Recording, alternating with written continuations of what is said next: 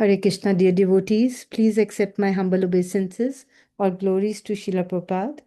Today reciters are Usha Mataji will be reciting in Sanskrit and Yashwani Mataji will be reciting in English from Canto 3, Chapter 30, verses 18 to 34.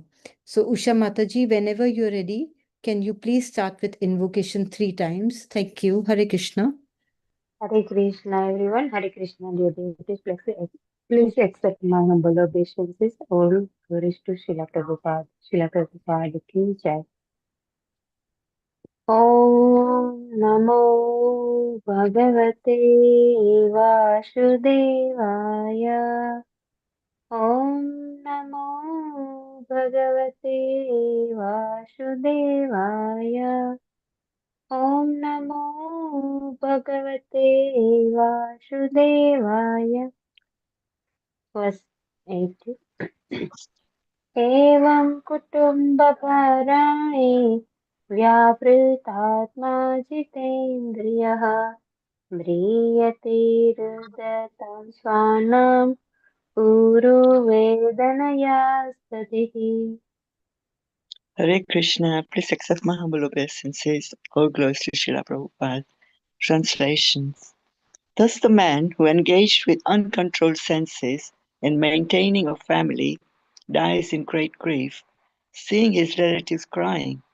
He dies most pathetically, in great pain and without consciousness.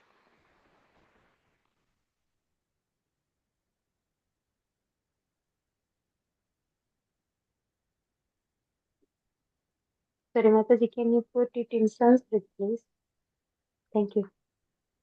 यामादतो तदा प्राप्तो भीमो सरभसे क्षणम् सदृष्ट्वास्त्रस्तहृदयः सकृन्मूत्रं विमुञ्चति.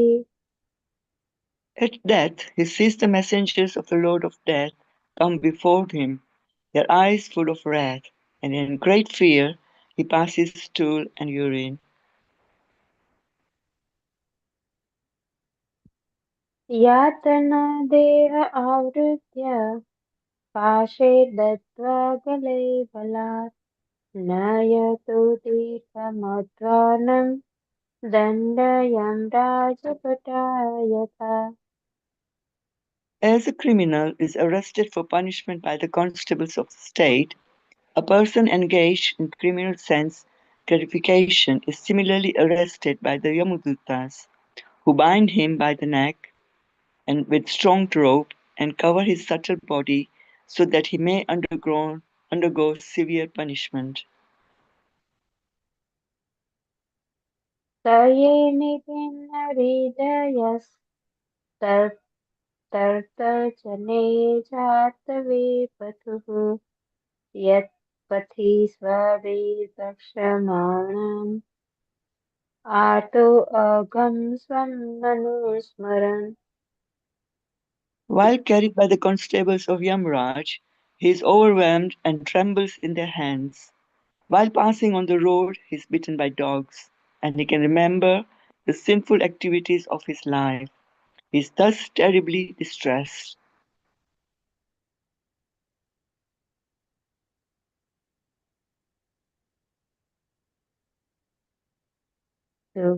श्रुतात् परितोर्गतवानलानिलैः सन्ताप्यमाना पतिताप्तवालुके पृच्छेण पृष्ठे कषयाचिताडिस्तश्चालाद्यसक्तोऽपि निरासम् उदके. Under the scorching sun, the criminal has to pass through roads of hot sand with forest fires on both sides. He is whipped on the back by the constables because of his inability to walk, and is afflicted by hunger and thirst. But unfortunately, there is no drinking water, no shelter, and no place for rest on the road. तत्र तत्र पतच्छान्तो मूर्छितः पुनरुत्कथितः यथा पापीयसा नेतः तरसा यमसाधनम्. While passing on the road to the abode of Yamraj, he falls down in fatigue, and sometimes he becomes unconscious, but he is forced to rise again. In this way, he is very quickly brought to the presence of Yamraj.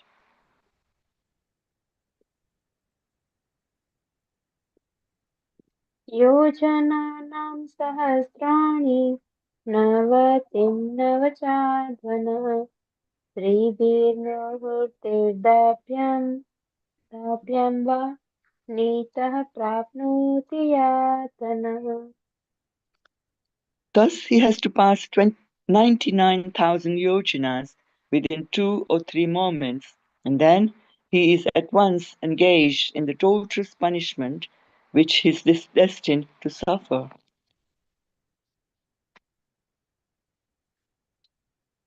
आदीपनं स्वगात्राणां वेष्टयित्वोल्पमुत्कादिभिः आत्ममां साधनं क्वापि स्वकृतं परतोऽपि वा.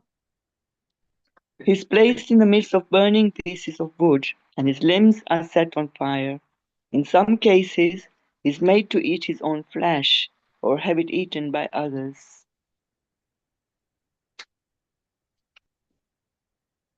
जीवतसंक्रमृत्युधरः स्वगोत्रेर्यमसाधने सर्पवृश्चितं दशभिश्चात्मवेशसम्. His entrails are pulled out by the hounds and vultures of hell, even though he is still alive to see it, and he is subjected to torment by serpents, scorpions, gnats, and other creatures that bite him.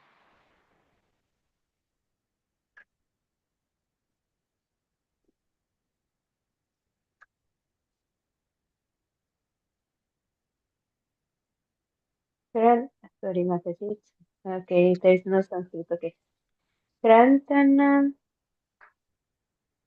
There is no Sanskrit for 27, so I can listen Mataji. Okay.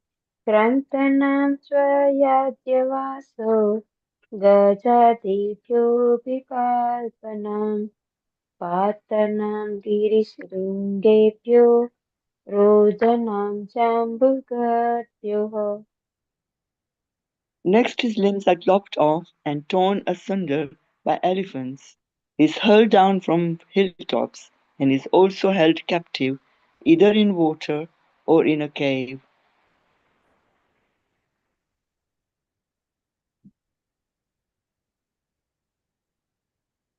यास्तामिस्रं दत्याग्निस्त्रां रौरवादहर्षयातनः भुङ्क्ते नरो वा नारी वा मिथः सङ्गेन निर्मितः. Men and women whose lives were built upon indulgence in illicit sex life are put into many kinds of miserable conditions in the hells known as Tamishra, Andhatamishra, and Rorava.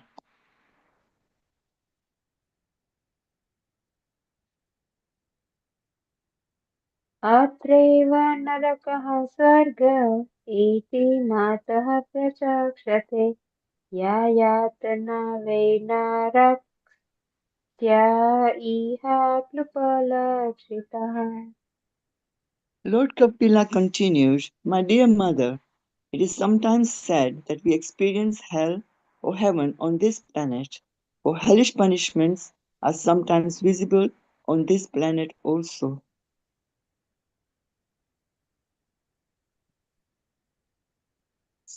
एवं कुटुम्बं विप्राण उदरम्बर एव वा विसृज्योपयं प्रेत्य भुङ्क्ते तत्फलम् ईदृशम्.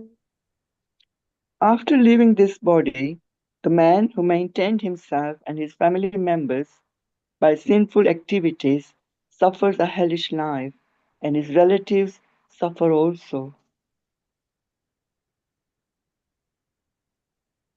एकः प्रपद्यते ध्वान्तम् एत्वेदं स्वकलेवरं कुशलेतरपाथेय भूतद्रोहेण यद्धृतम्. He goes alone to the darkest regions of hell after quitting the present body, and the money he acquired by envying other living entities is the passage money with which he leaves this world.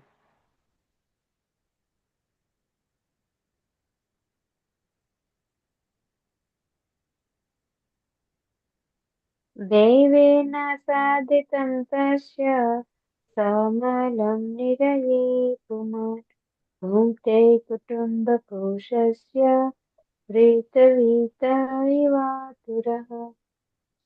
Thus, by the arrangement of the Supreme Personality of Godhead, the maintainer of King's Men is put into a hellish condition to suffer for his sinful activities, like a man who has lost his wealth.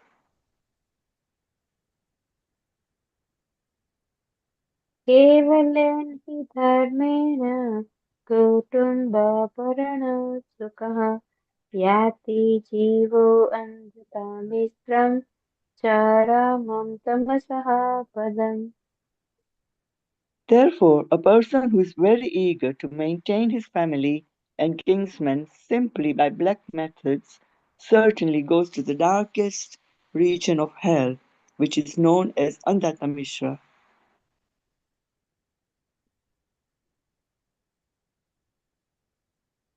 अतस्तान्तरलोकस्य यावतीर्यातनादयः क्रमशः समनुक्रम्य पुनरत्राव्रजेत्सुषिरे. Having gone through all the miserable, hellish conditions and having passed in a regular order through the lowest forms of animal life prior to human birth, and having thus been purged of his sins, one is reborn again as a human being on this earth. Hare Krishna, thank you for the opportunity. Hare Hare Krishna. Thank Krishna Krishna Krishna Hare Hare Hare Ram Ram Ram Hare Hare. Please you, Usha proceed with prayer Mataji. in Mystic Mode. Yeah, thank you, Usha Mataji and Yashwani Mataji, for the very nice recitation. Thank you so much.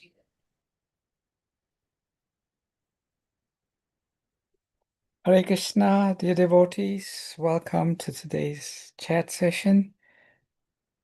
Today we will be summarizing the chapter we've just concluded, chapter number 30 of canto number 3. Oh, something's gone wrong. Louise, it's so nice to see you. You joined. Hope you're finding Thank you, benefits Prabhuji. Thank you. from these sessions. Thank you very much for coming. So we will recite the Mangala Charanam prayers to invoke auspiciousness and seek blessings, that whatever we seek may be of benefit to all of us. Om Jnana Timirandasya Gyananjana Shalakaya Chakshur Unmalitam Yena Tasmai Shri Gurave Namaha Sri Chaitanya Manobistam Stapitam Yena Bhutale Swayam Rupa Kadamayam Dadati Swapadantikam Vandeham Shri Guru Shri Yata Padakamalam Shri Gurun Vaishnavamscha Shri Rupam Sahagrajatam Sahagana Raghunatham Vitam Tam Sajivam Sadvaitam Savadutam Parijana Sahitam Krishna Chaitanya Devam Shri Radha Krishna Padan Sahagana Lalita Shri Vishakam Vitamscha He Krishna Karuna Sindhu Dinabandhu Jagatpate Gopesha Gopika Kanta Radha Kanta Namastate Tapta Kanchana Gaurange Radhe Vrindavaneshwari Rishabhanu Devi Pranamami Hari Priye Vanchakalpatarubhyascha Kripa Sindhubhyevacha Patitanam Pavanebhyo Vaishnavebhyo Namo Namaha. Jai Shri Krishna Chaitanya Prabhu Nityananda Shri Advaita Gadadhara Shrivashari Gaura Bhaktavrinda. Hare Krishna, Krishna Krishna, Hare Hare, Hare Rama, Rama Rama, Hare Hare. Namo Vishnupadaya Krishna Prishthaya Bhutale Srimate Bhaktivedanta Swami Niti Namine. Namaste Saraswati Deve Gauravani Pracharine Nirvishesha Shunyavadi Paschachadi Shatarine Srila Prabhupada Ki Jai. So let me share my screen.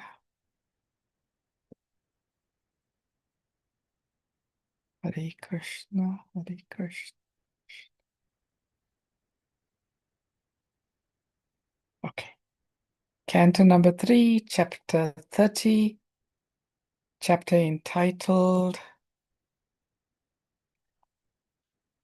Description by Lord Kapila of Adverse Fruitive Activities.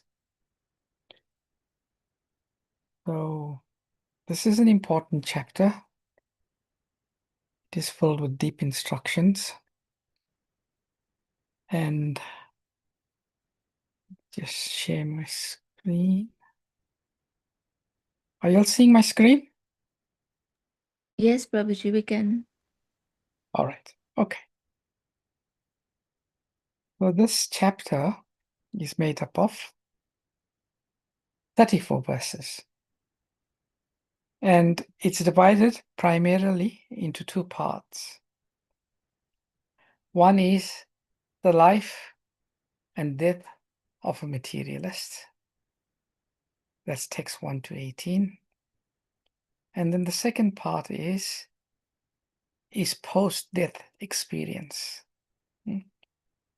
So it's a description of the activities and the consciousness of a gross materialist. And what happens after death. Now, the first one is within the purview of our experience, the first 18 verses. Because maybe, those of us who were not born devotees, there may have been a portion of our life where we lived the life of gross materialists. And we'll be able to identify with it. The second part, verses 19 to 34, is beyond our purview. Something that happens to a gross materialist after death.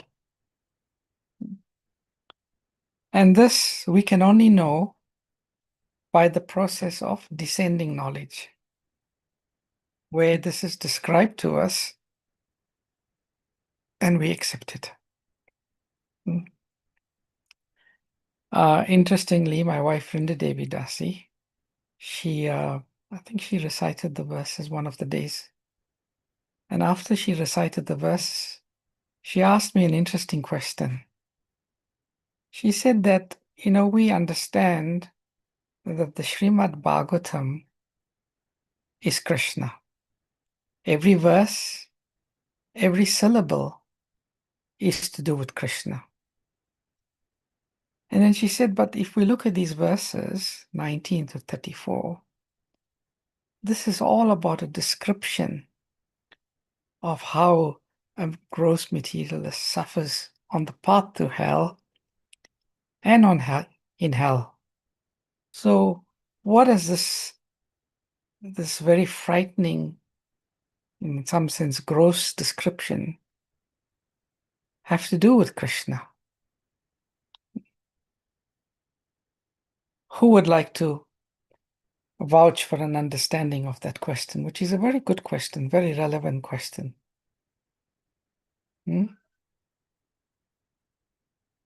Anyone has any thoughts on this?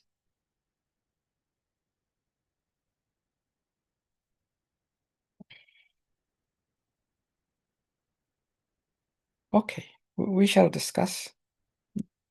But essentially, in response to Vrindadevi's question, I said that actually the Bhagavatam is Krishna's plan. It is a Krishna's plan to extricate ourselves from this material world and take us back to the spiritual world. And part of that plan is to make us see the reality of our situation. So because this description is a part of Krishna's plan for us, Krishna's words, Krishna's plans, Krishna's abode, Krishna's name, Krishna's form is all Krishna. So from that perspective, it's also Krishna, because it's Krishna's plan. Krishna is giving us transcendental knowledge, knowledge that is beyond our sensory capabilities. And when we experience this knowledge, it is awakening of the soul. You mean this is what awaits me? You mean this is what, after so many lifetimes, I've experienced? So this is what is going on here. This is where it's part of Krishna's plan.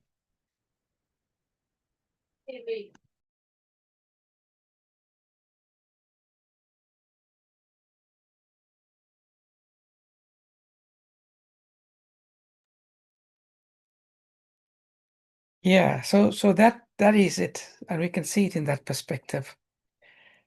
So now let's just go through the different parts of this chapter. The first 3 verses, as relevant as ever. I had the good fortune of facilitating these verses, and Krishna speaks about the power of time. How time destroys everything in this world. No one can escape the effects of time. And I remember I quoted this verse where Srila Bhaktivinoda Thakur says, there are only 2 realities in this world. It's the jiva, the soul, and it's the holy name. Everything else is temporary. Temporary in the sense that it'll be destroyed. It'll be destroyed by time. So we get through the first 3 verses an appreciation, and in the purport, Prabhupada says our time on this planet Earth is very short, extremely short. It's like a flash. But even within this flash of time, a great opportunity awaits us. Prabhupada says even within this lifetime, one can become fully Krishna conscious and escape the trappings of birth and death. And Prabhupada used to say, make the best of a bad bargain. But to do that, we have to be really, really very focused on time. And always think that every moment is precious. Every moment should be utilized for a higher purpose, for a real goal in life. And then we transition into verses 4 and 5. We transitioned into how the living entity becomes covered.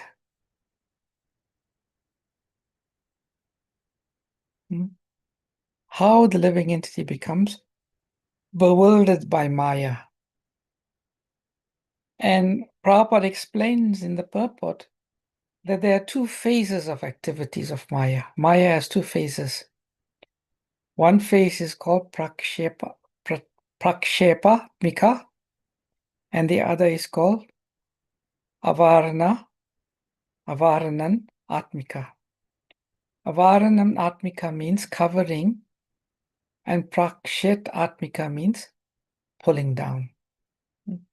So the gross materialists are covered by Maya, and this covering acts in two ways. One is it covers, that means they cannot see reality from illusion. And the second part is the pulling down. The material world pulls the living entity down, always pulling the living entity down. And I don't think we need much convincing of this. We know sometimes when life just seems absolutely fabulous, everything is going nicely, we can get kicked in the teeth. Where, adhyatmic miseries caused by the body and mind, adibhotic miseries caused by the living entities, adidevic miseries caused by natural elements will affect us. But here's the really interesting and the amazing part. Although the living entity is covered by Maya, although the living entity is suffering, the living entities have a sense of satisfaction in this material world.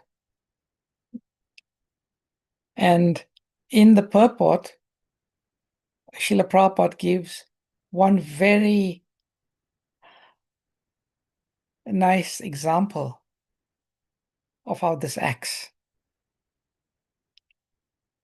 Who can remember which example or which part of history of the world Srila Prabhupada quotes?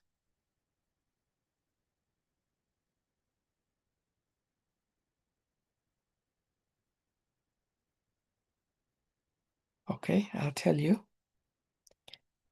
And it is probably one of the best examples one can come talk about. It's the example of King Indra. He is the king of the heavenly planets.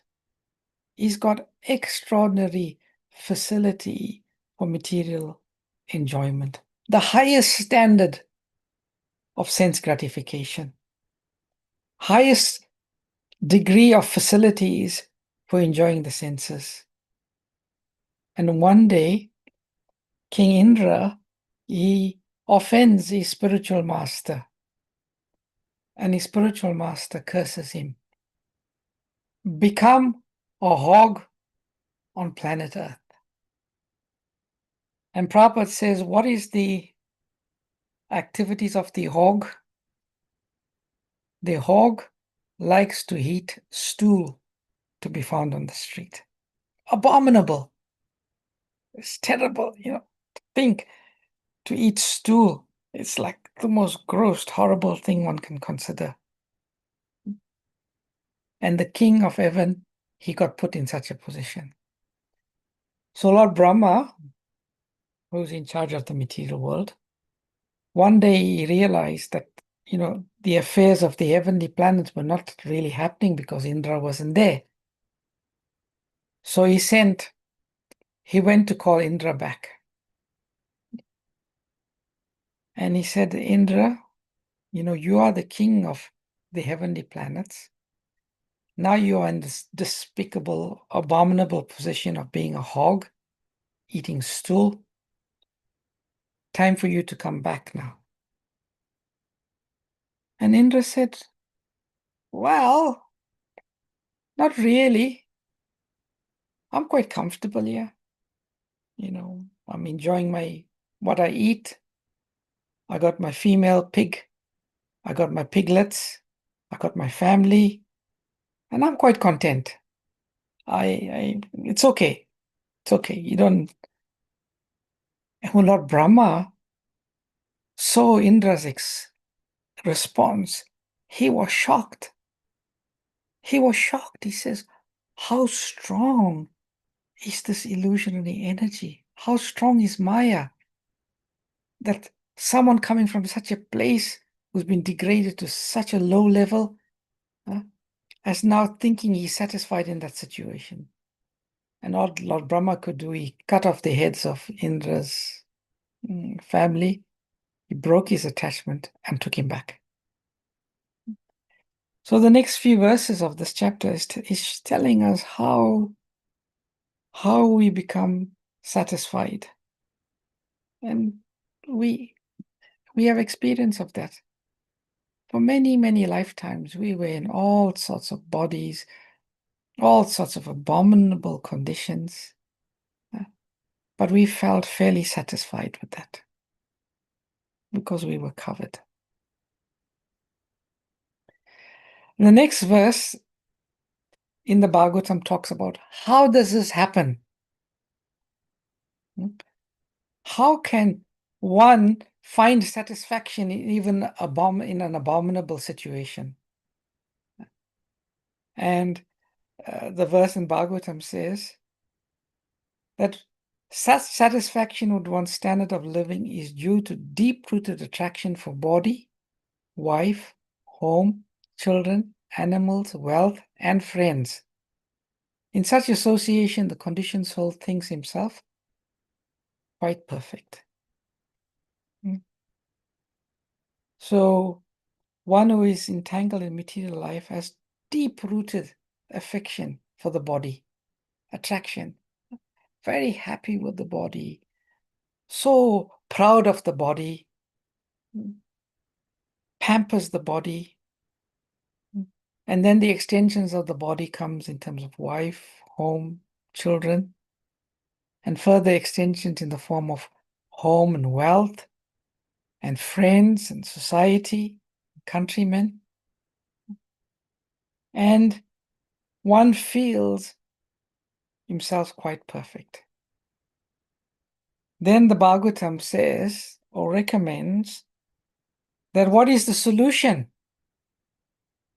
If the cause is this, what is the solution? And it talks about verses 7 and 8, how to maintain all of these, the body, the family, and so on. One can commit so much of abominable activities. And he talks about how such an attached householder feels it very difficult to give up such a situation. And Prabhupada says the only way to do this is that one must renounce. One must give it up at a certain stage of life. And there's talk about how one should give up family life. There's instructions about how to come out of this illusion, to come out of the shackles. One has to give up family life. Now, dear devotees, we all know that the proposition for giving up family life is not an easy proposition. For most of us, it's a very difficult, it's a very scary, it's a very, it's a very scary proposition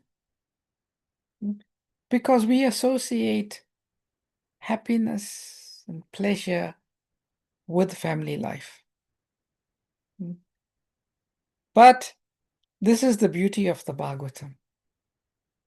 The beauty of Bhagavatam doesn't just renounce family life, but it makes us see that there is false family life and there is real family life. Now, the two orders of renounced life in the material world is the brahmachari, the celibate student, and the sannyasi, the renounced elderly person. This is an extract I took from a very nice class given by Rupa Vilas Prabhu, where he was saying There are no brahmacharis and sannyasis in the spiritual world. Everybody's grihastha. In the material world, the best place to be is brahmachari and sannyas. In the spiritual world, the best place to be is grihastha, because in this world there's nothing to enjoy. And in the spiritual world, there is nothing to renounce. And here's a beautiful extract from Srila Prabhupada's lecture, that we don't have to become morose and fearful of having to give up family life. So Prabhupada writes, and I'd really like to read this. So we should understand that. Therefore, intelligent men, they should inquire, where shall we enter into family life and we can eternally enjoy? That is Krishna's family. You enter into Krishna's family, Vrindavan family, where Krishna has got his father, mother, his friends, his lover, his beloved, his cow, his garden, his Jamuna. You enter that family life. Then yat gatvana nirvantante, Bhagavad Gita 15:6. Then you will not have to return back again to this temporary family which will not stay. But if you enter Krishna's family, therefore Krishna comes. Krishna is so kind that you are so much family, fond of family life. Just here see, I have got my family. I am not impersonal. I have got my family. I've got my father. I have got my mother. I've got my friend. And I've got my beloved Radharani in the gopis. I have everything I got. You can enter also. Come. Why are you rotting here?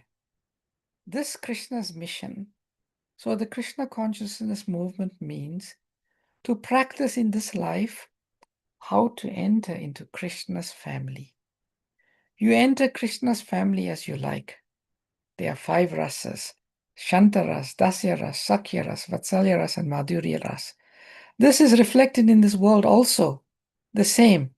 Tejavari Mridam Vinimaya.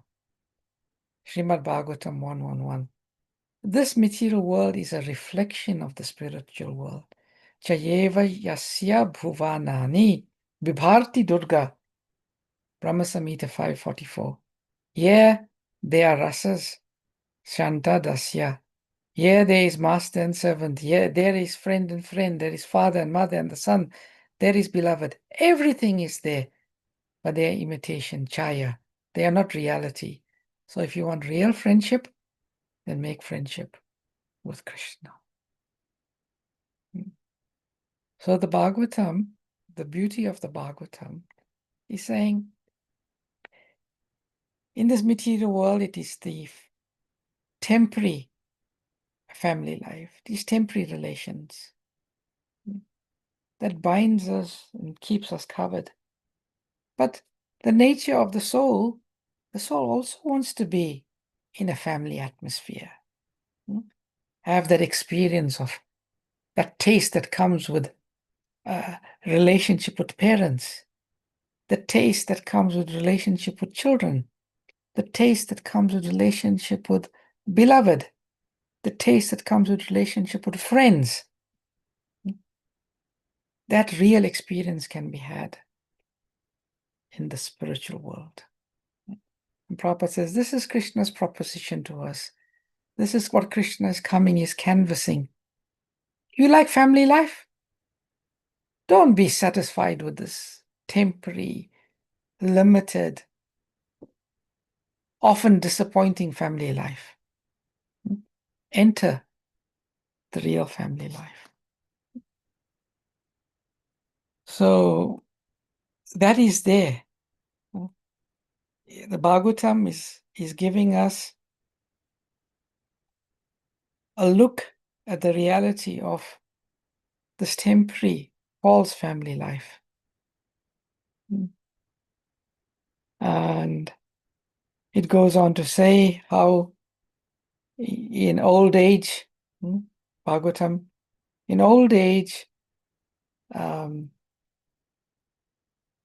he dies in great grief, seeing his relatives crying. He dies most pathetically, in great pain and without consciousness. At death, he sees, this is going on to the next thing. He sees the messages of the Lord. Death come before him, the eyes full of wrath, and in great fear he passes stool and urine.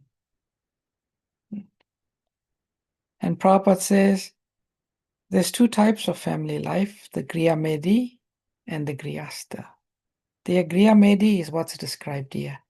And the Grihastha is one who puts Krishna in the center of his family life. Even with the family we have here,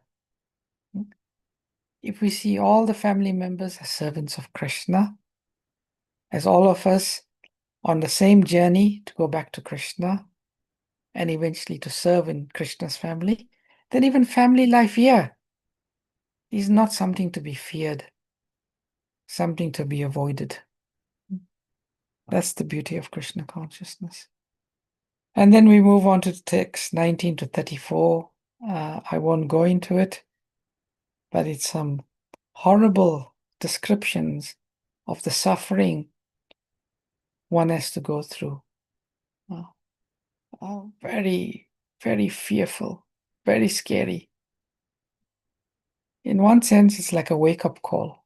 Even if engrossed, the Bhagavatam is generally meant for the devotees of Lord Krishna. But if some fortunate souls receive the Bhagavatam and they read this, they can say, yes, what is being said here is true. What is being said here is true. And then he says, whoa, is this what's going to happen if I don't change my ways? That is more scary than any fearful experience in the material world. This is horrible. I don't want it. I don't want to go through that. So, in spiritual life, we get the pulling forces and we get the pushing forces. And the pushing forces is realize the situation and change. And the pulling forces is, this is the alternative. This is what can await you in the spiritual world. So this chapter is very nicely entitled Adverse Fruitive Activities. And we may say we are all devotees. So this may not apply to us, but we should think it applies to us. We should think about the first few verses, how to utilize time properly. How not to be satisfied with the lower standard of happiness. How to be vigilant when we start to find ourselves in that situation.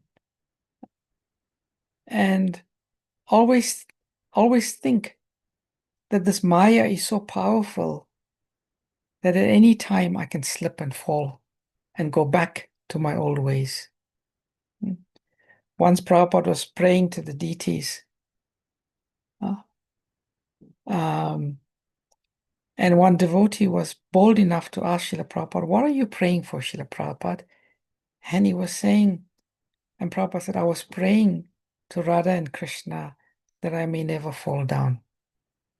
And the devotee said, but Prabhupada, you said in one lecture that you will never fall down.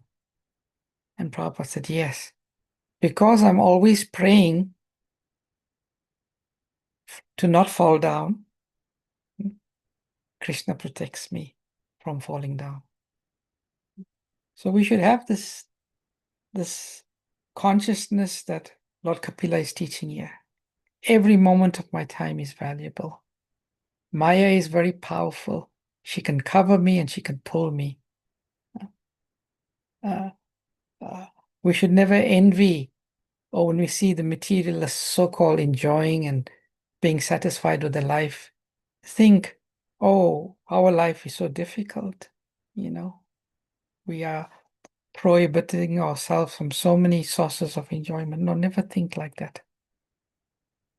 Understand what awaits those people after death. And the Bhagavatam beautifully illustrates that for us. So exactly upper 8. I always like to stop at upper 8. I'll stop here. I'll take any questions, comments, or reflections that anyone may have about this chapter or anything we spoke about or discussed today. Hare Krishna.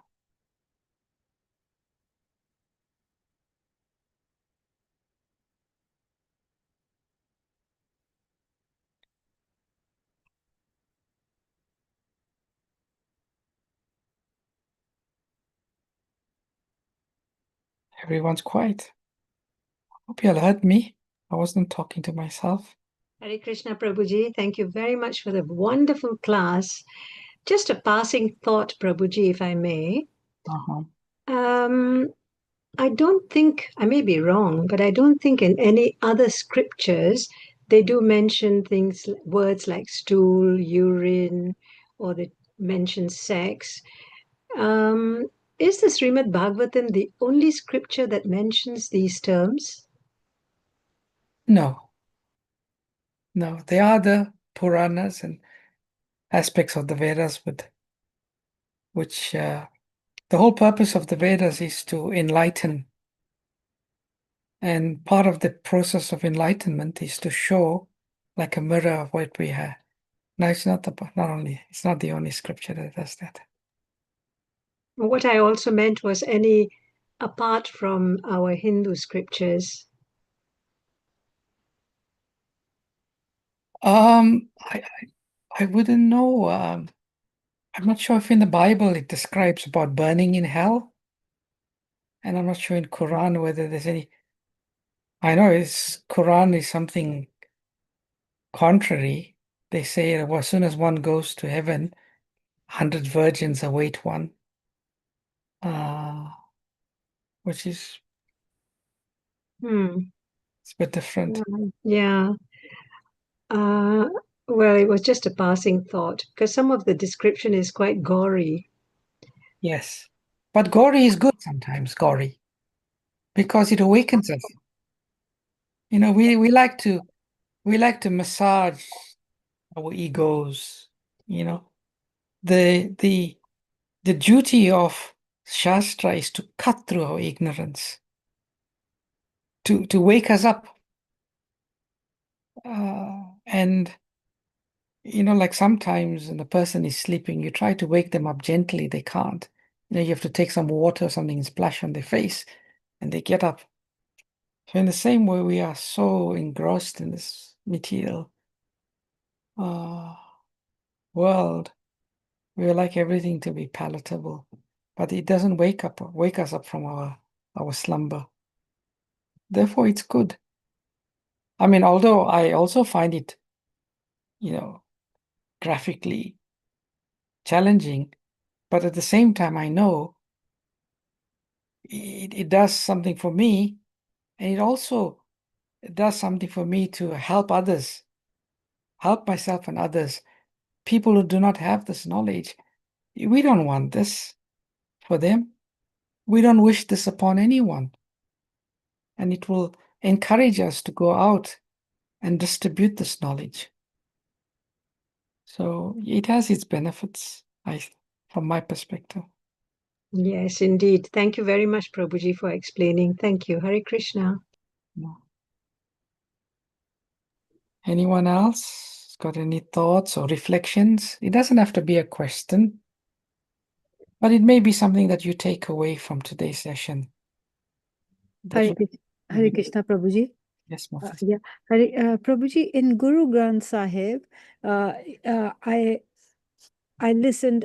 Some things are there that's similar to Srimad Bhagavatam, like even what in Garud Puran, like they say what you're thinking at the time of death, and then they have explained. So similar things that definitely is in Guru Granth Sahib. They are telling that thing about the.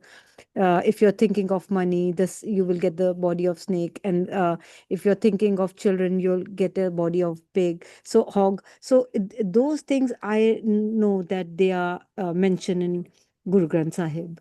Okay, thank you for sharing that. Yeah, but not the like other one. I don't know, but yeah, maybe that will be as well. Yeah, Garud Purana gives quite graphic Yeah. descriptions of the hellish planets. Anyone else has got anything you'd like to talk about? Hare Krishna Prabhuji, one more reflection, if I may please. Oh. I came across a saying or a quotation. I'd like your interpretation of it, which says, "Be still and know that I am." What would your interpretation of this quotation be, please? Be still and know that I am.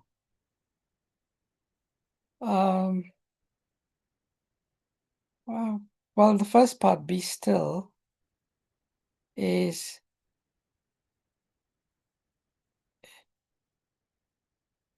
like, don't be bewildered by the noise of this material world.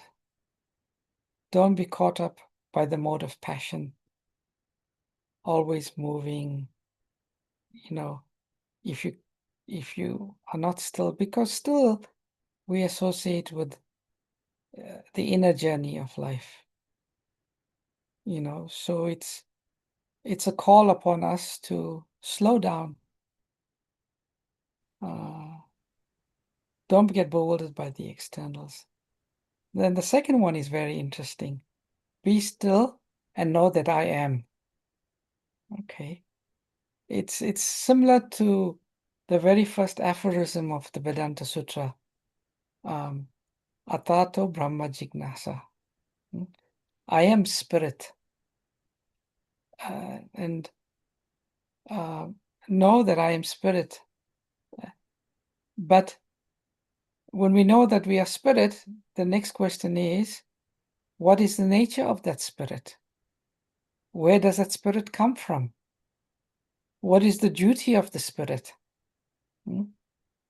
So therefore, ours is, we don't say I am, we say Jivera Swarup Hoy Krishnera Nityadas. That I am what I am. I am eternal servant of Krishna. So it's a nice phrase. It's in line with our philosophy, but it also falls short to take us further. Now that I know I'm spirit, I am. Don't think I am the universe. I am God. What does I am mean? I am the servant, eternal servant of God, Krishna. Interesting. Maybe it could be, I am all-encompassing. What would that mean? Exactly. I often think about this. Not all-encompassing. Only Krishna is all-encompassing. Yeah. Well, that's what I meant. Yes. Maybe Krishna is saying that. Oh, that's what. Yes. So that is a saying from Krishna, from the Gita, is it? Well, no, my father asked me this question many years ago because he was a very philosophical man. And he asked me, and I couldn't answer the question. And once I was passing a shop in my high street, and I came across the plaque in the shop window. It was a charity shop, and the plaque was in the shop window. And I looked at it and I said, wow, this is the exact quotation that my father talked about. And I went in and I bought the plaque. And I've got it in my garden. And I look at it every time. And every time I look at it and I think about it, I have different versions of what the saying could mean. So I'm very interested and keen to know exactly what perceptions people have or what their ideas are about this particular saying. And I'll keep on wondering, and it's very interesting to have your version of it, which is very good, I must say. So, yeah. Well, I'll keep on thinking about it. Thank you. Patit Vyas, Mataji, or Prabhuji, just going on from that, the quote I think is, "Be still and know that I am God." I think God is omitted from that sentence. And I think it's a verse from the Bible or something. And it's a reminder to the devotees, I suppose, to let go of anxiety, stop striving to control the uncontrollable, and find peace in God's sovereignty. So I think the end of there is, be still and know that I am God. I think it's a quote from Psalm 46.10. But we are not God. No, but he says, be still and know that I am God. God is saying that. Oh, okay. I think, and that's how I interpret it. Okay. Thank you for So sharing. basically, let go of anxiety, stop striving, and you can't control the uncontrollable because he's the master controller. And you find peace in God's sovereignty. Is how I understand it. Thank you. Thank you for sharing that. Okay.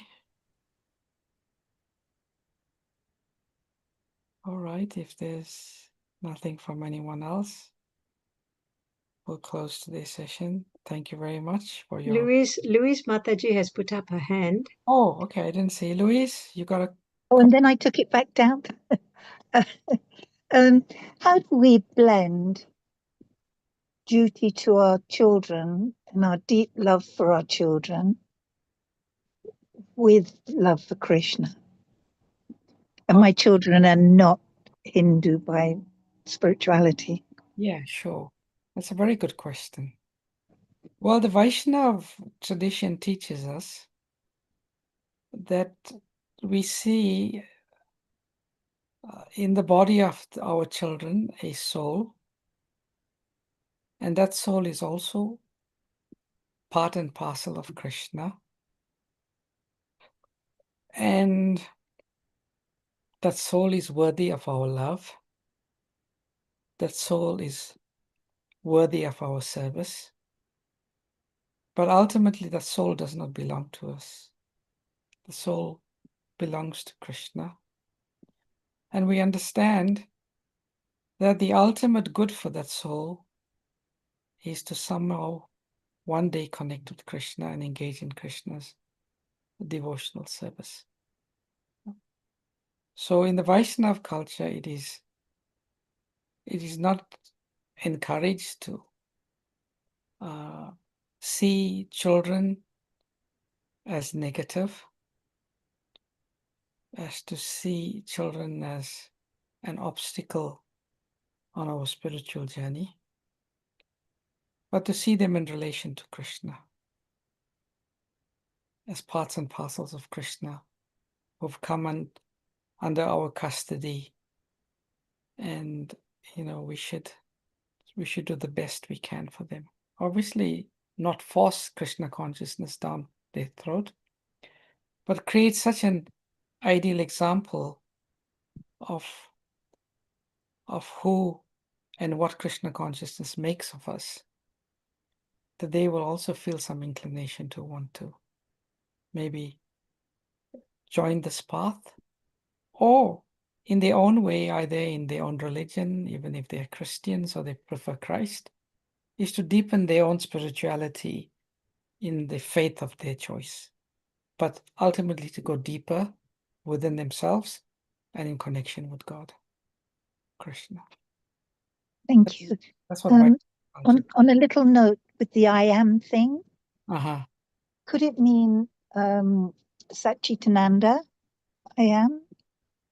Consciousness, existence, consciousness, bliss? It could mean that. That strain of... Yeah, that's nice. Yes, I am eternal spirit soul, and the nature of the soul is Satchitananda, knowledge, bliss, and eternal. Yeah, that's a good insight. Thank you for the class, Prabhuji. Thank you. Okay, dear devotees, thank you very much for your attendance and your association. All glories to your service. All glories to Srimad Bhagavatam. All glories to Srila Prabhupada. Let's all say 3 loud Hari Bols to Prabhuji. Hari Bol! Bol, Hari Hari Bol, Hari Bol. So Hari much. Bol. Vanchikapatirebhyascha Kripa Sindhubhyaiva cha patitanam Bol. pavanebhyo Vaishnavebhyo namo namaha. Ananta Koti Vaishnav Vrinda ki Jai, Srila Prabhupada ki Jai, Srimad Bhagavatam ki Jai. Hare Krishna. Thank Thank you. you, Prabhuji. Hare Thank you, Krishna. Prabhuji. Thank you, Prabhuji. Hare Krishna. Thank you.